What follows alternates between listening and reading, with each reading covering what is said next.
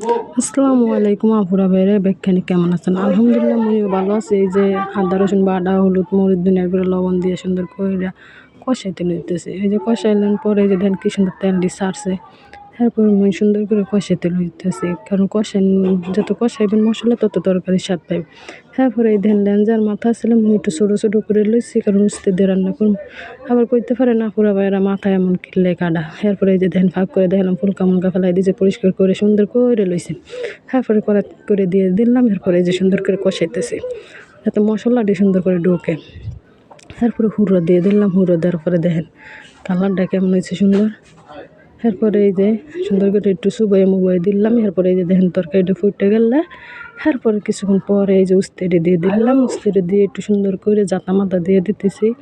তারপরে এই যে দেখেন মুই একটু লাড়াচাড়া দিতেছি, দেখি সিদ্ধ হয়েছে নি। এই যে হয় সিদ্ধ হয়েছে। এরপরে মুই এই যে হসপাতাটি দিয়ে দিলাম উপর দিয়ে, দিলে একটু গান করব সুন্দর।